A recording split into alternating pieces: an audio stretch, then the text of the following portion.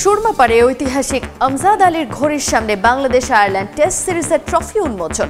লাকাতুরায় অনুশীলন টাইগারদের, bouncy pitch অনুযায়ী পরিকল্পনা সিমন্সের। যৌন হয়রানির ঘটনায় জিরো টলারেন্স বিসিবির। শুধু কর্মকর্তা নয়, প্রমাণ পেলে শাস্তি পেতে হবে পরিচালককেও। নারী উইংয়ে ব্যাপক রদবদলের দাবি সাবেক ক্রিকেটারের। যদি এই ধরনের আচরণের শিকার হতে হয় একটা মেয়েকে, তো এটা সত্যি আমাদের ক্রিকেটের জন্য এবং বিশেষ করে আমাদের ওমেন্স ক্রিকেটের জন্য খুবই দুঃখের এবং হতাশার। জিরো টলারেন্স, একজন বোর্ডের কেউ থাকা উচিত যিনি বোর্ডের ইনফরমেশনগুলো দিতে পারেন। বিপিএল ফিক্সিং এর সঙ্গে জড়িত সবাইকে বিচারের আওতায় আনা হবে বললেন যুব ও ক্রীড়া উপদেষ্টা। অভিযোগ প্রমাণ না হলে খেলতে বাধা নেই 12তম আসরে। অবশেষে বাংলাদেশ দলে ডাক পেলেন কিউবা মিচেল। তার উপর ভরসা রাখলেন কাবরেরা। কিউবার অন্তর্ভুক্তিতে দলের শক্তিমত্তা বাড়বে মত্তপুর। কাল আসছেন হামজা। লালবাগ সিআরবি ঘুরে বিসিবির ট্রফি উন্মোচন কর্মযজ্ঞ এবার সিলেটের কিন ব্রিজে। সুরমা নদীর তীরে ব্রিজের পাদদেশে ঐতিহাসিক আমজাদ আলীর ঘড়ির সামনে বাংলাদেশ আয়ারল্যান্ড টেস্ট সিরিজের ট্রফির মোড়ক খুললেন দুই ক্যাপ্টেন নাজমুল শান্ত এবং অ্যান্ড্রু বালবার্নি। পর্যটন শিল্প আর ক্রিকেটের সঙ্গে ইতিহাসের মেলবন্ধন ঘটাতেই এই আয়োজন ক্রিকেট বোর্ডের। 19 শতকের 30 দশকের কথা। সিলেটে বেড়াতে এসে সুরমার উপরে একটা সেতুর অভাবে বিপাকে পড়েছিলেন আসামের গভর্নর মাইকেল কিন। পরে তার স্মরণেই বানানো হয় আজকের কিন ব্রিজ। 1971-এ যার একাংশ ক্ষতিগ্রস্ত করেছিল পাকিস্তানি হানাদার বাহিনী। পরে 1977-এ আবারও সংস্কার করা হয় এই লোহার ব্রিজটিকে, যা আজ সিলেট নগরীর প্রবেশদ্বার। আর তার কোল ঘেঁষে চাঁদনী ঘাটের উপর মাথা উঁচু করে দাঁড়িয়ে আমজাদ আলীর ঘড়ি। 150 বছরের পুরানো এই ঘড়ি আজও জানান দেয় এই নগরীর ঐতিহ্যের কথা।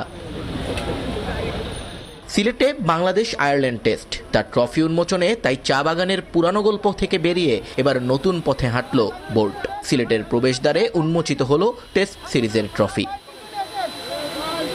অনুশীলন শেষে সফরকারী অধিনায়ককে নিয়ে দুপুর 1টার কিছু আগে আমজাদ আলীর ঘড়িঘরের সামনে উপস্থিত নাজমুল শান্ত। সাদা শুভ্র টেস্ট পোশাকে দুই ক্যাপ্টেন দাঁড়ালেন রঙিন শিরোপার সামনে। কনফেত্তি উড়িয়ে তাদের অভিবাদন জানালেন আয়োজকরা। ফটোগ্রাফারদের একের পর এক ক্লিক আর ভিডিওগ্রাফারদের আবদার মেটাতে ট্রফি হাতে পোজ দিলেন দুই ক্যাপ্টেন। সঙ্গে ছিলেন সিলেটের জেলা প্রশাসক সারওয়ার আলম। আমজাদ আলীর ঘড়ির পর এবার কিন ব্রিজের ছবি নেয়ার পালা। সাংবাদিকদের ভিড় ঠেলে দুই ক্যাপ্টেন দাঁড়ালেন সুরমা নদীর ওয়াকওয়ের রেলিং ঘেঁষে। হাতে সেই স্বর্ণালী ট্রফি, আবারও পোজ নানা ভঙ্গিমায়। মধ্য দুপুরের প্রচণ্ড গরমেও হাসি হাসি মুখে দুই ক্যাপ্টেন উড়ালেন সৌহার্দ্যের গল্প। আর ইতিহাসের সঙ্গে ক্রিকেট পর্যটনের মেলবন্ধন ঘটালো বাংলাদেশ ক্রিকেট বোর্ড। আইরিশদের বিপক্ষে সিরিজের প্রথম টেস্ট সামনে রেখে লাক্কাতুরে অনুশীলন সেরল টাইগাররা। ক্রিকেটারদের সঙ্গে বোঝাপড়া তৈরির চেষ্টা করছেন নবনিযুক্ত batting coach Mohammad Ashraful. Batting order অনুযায়ী জুটি বেঁধে নিজেদের ঝালিয়ে নিয়েছেন মুমিনুল শান্তরা। তবে এদিন ব্যাটিং অনুশীলন করেননি মুশফিক। কিছুটা বাউন্সি পিচের কথা মাথায় রেখে পরিকল্পনা সাজিয়েছেন হেড কোচ ফিল সিমন্স। বোলারদের নিয়ে আলাদা কাজ করেছেন শন টেইট ও মুশতাক আহমেদ। এদিন প্র্যাকটিসে নেমেছিলেন আয়ারল্যান্ড দলের কয়েকজন ক্রিকেটারও। সিলেটে দ্বিতীয় দিনের মতো অনুশীলনে বাংলাদেশ। লাক্কাতুরায় সকাল সকাল হাজির পুরো টিম। গতানুগতিক ধারায় ওয়ার্ম আপের পর ফুটবল ম্যাচ খেলতে নেমে যান ক্রিকেটাররা। কোচিং প্যানেলের ব্যস্ততা তখন পরিকল্পনা সাজানোয়। সব কোচরা ফিল সিমন্সকে ঘিরে আলোচনায় ব্যস্ত থাকলেও ব্যতিক্রম আশরাফুল। ক্রিকেটার সত্তা এখনও যে কাটিয়ে উঠতে পারেননি তা স্পষ্ট। লিটনদের সঙ্গে খেললেন দারুণ এক ফুটবল ম্যাচ। গা গরমের পর স্কিল ট্রেনিং এর পালা। সেখানে আবার দৃশ্যপটে হাজির মোহাম্মদ আশরাফুল। সিমন্সের বুদ্ধি নিয়ে নেমে পড়লেন শিষ্যদের স্লিপ ক্যাচিং প্র্যাকটিসে। কিপিংয়ে লিটনকে রেখে একে একে দাঁড়ালেন শান্ত, সাদমান, জয় আর গালিতে মেহেদি মিরাজ। এরপর একের পর এক ক্যাচ ছুটে এলো ফিল্ডারদের দিকে। ভালো ক্যাচে মিলল হাততালি, আর মিস করলেই অ্যাশের হতাশা। মাঠের অন্য পাশে পেমেন্টকে সঙ্গে নিয়ে গ্রাউন্ড ফিল্ডিং করলেন বাকিরা। সালাউদ্দিন তখন ব্যস্ত নেট গোছাতে, আর পেসাররা এঁকে নিলেন নিজেদের বোলিং মার। লাক্কাতুরার গ্রিন টপের কথা মাথায় রেখেই হয়তো ঘাম ঝরালেন রানা, এবাদত, হাসান, খালেদরা। লাইন লেংথে সমস্যা হলেই ধরিয়ে দিচ্ছিলেন শন টেইট। স্পিনাররাও ছিলেন নিজেদের ছন্দে। মুস্তাককে নিয়ে হাত ঘুরিয়ে গেছেন হাসান মুরাদ, তাইজুল, মিরাজ ত্রয়ী। নেটে তখন পার্টনারশিপ করে চলে ব্যাটিং। জয়ের সঙ্গে সাদমান আর শান্তর সঙ্গী মুমিনুল। মাঝে সালাউদ্দিন এসে দীর্ঘক্ষণ আলাপ করলেন আশরাফুলের সঙ্গে। পরে ডাক পড়ল জয় সাদমানের। দুই কোচের কাছ থেকে জেনে নিলেন সমস্যাগুলো। স্পিনারদের নেটে তখন চমক দিয়ে হাজির আইসিসির দুই আম্পায়ার। পজিশনে দাঁড়িয়ে নিজেদের কাজটারও অনুশীলন সেরে নিলেন তারা। মাঠের আরেক পাশে তখন চলছিল জাকেরের একাকী অনুশীলন। গ্রানাইটের উপর বল ছুড়ে উইলোবাজি করেন এই উইকেট কিপার ব্যাটার। মাঝে দূর থেকে দেখে শিষ্যের কাছে এসে পরামর্শ দিয়ে যান সালাউদ্দিন। ব্যাট প্যাচ কাটানোর টোটকাই হয়তো পেলেন গুরুর কাছ থেকে। মুশফিক এসেছিলেন ব্যাট হাতে, কিন্তু নেটে নামার আগে হয়তো আগের পাওয়া ব্যথাটা জানান দিচ্ছিল সময়টা পক্ষে নেই আজ। তাই ব্যাটিং না করেই চলে যান ড্রেসিং রুমে। উইকেটে তখন টনি হেমিং আর ফিল সিমন্সের বৈঠক প্রায় শেষ। সবুজ উইকেটের যে আভা দেখা যাচ্ছে সেটা শেষ পর্যন্ত থাকবে কিনা হয়তো সেটাই জেনে নেন ক্যারিবিয়ান বস। 3 ঘন্টার প্রস্তুতি শেষে এরপর ফেরার পালা। ধীরে ধীরে সব গুছিয়ে টিম হোটেলের দিকে বাংলাদেশ দল। টাইগারদের প্রস্থানের পর মাঠে হাজির আয়ারল্যান্ড। সফরকারীরা অবশ্য পুরো দল নিয়ে আসেননি এদিন। হালকা ওয়ার্ম আপের পর টুকটাক ব্যাটিং বোলিং করেই ক্ষান্ত দেন দ্বিতীয় দিনের অনুশীলনে। জেলা পর্যায়ের খেলার গতি বাড়াতে এবার ভিন্নধর্মী উদ্যোগ নিয়েছে বিসিবি। 64 জেলার কোচ, বিসিবি কাউন্সিলর, ক্রীড়া অফিসার ও নারী উদ্যোক্তাদের নিয়ে আয়োজন করে 2 দিনব্যাপী ক্রিকেট কনফারেন্স। প্রথম দিনে সব জেলার প্রতিনিধিদের কাছ থেকে সমস্যার কথা শুনে সমাধানের প্রতিশ্রুতি দেন বিসিবি প্রেসিডেন্ট। এছাড়া অনুষ্ঠানে ক্রিকেট, ফুটবলের জন্য বছরের একটি নির্দিষ্ট ক্যালেন্ডার দাবি করেন আসিফ আকবর। আর পাইলট বলেন 8 বিভাগ নিয়ে মিনি বিপিএল আয়োজনের কথা।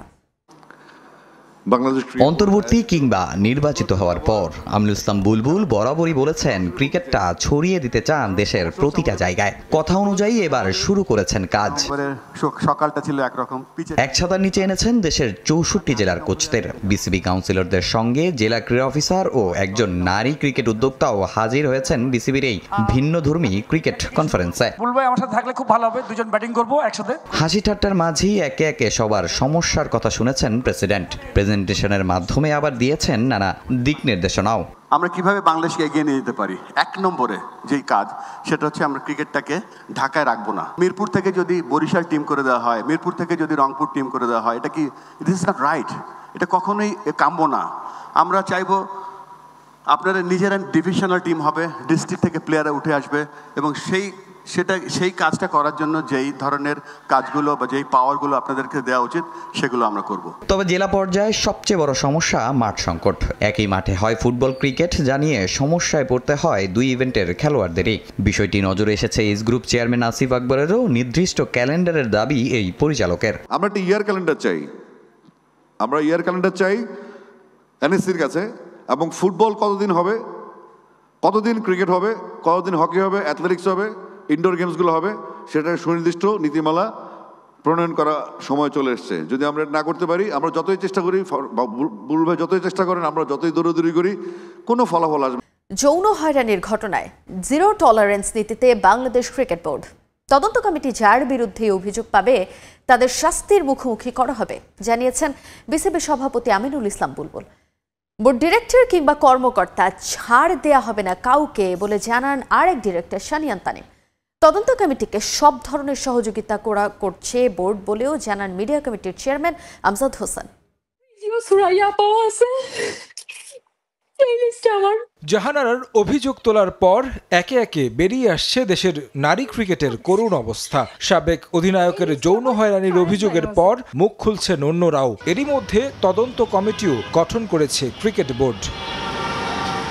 একজন বিচারপতির সাথে আছেন নারী পরিচালক রুবাবাদ-দৌলা ও ব্যারিস্টার সারওয়াত সিরাজ শুক্লা। অভিযোগগুলোর সামনে আসার পর গণমাধ্যমের মুখোমুখি আমিনুল ইসলাম বুলবুল। কিন্তু আলোচিত ঘটনা নিয়ে কথা বলতে যেন দ্বিধা ক্রিকেট বোর্ডের। এই ইস্যুতে প্রশ্ন করায় ঘুরিয়ে পেঁচিয়ে এড়িয়ে যাওয়ার চেষ্টা পরিচালকদের। জাহানারা আলমের কোনো ধরনের হ্যারাসমেন্ট, সেটা আপনার হচ্ছে ভার্বাল, ফিজিক্যাল, সাইকোলজিক্যাল বলেন, সাইবার হ্যারাসমেন্ট বলেন, এগুলো সব কিছুর ক্ষেত্রে আমাদের বোর্ডের 0 টলারেন্স। সেটি নিয়ে খোলামেলা উত্তর দিতে বারবার প্রশ্ন করা হয় আমিনুল ইসলাম বুলবুলকে। শেষ পর্যন্ত এক কথায় উত্তর দিয়েছেন সভাপতি। তবে বোর্ডের কঠোর অবস্থানের কথা জানালেন আরেক পরিচালক। 0 টলারেন্স। বাংলাদেশ আয়ারল্যান্ডের ট্রফি উন্মোচন করলেন 2 দলের ক্যাপ্টেন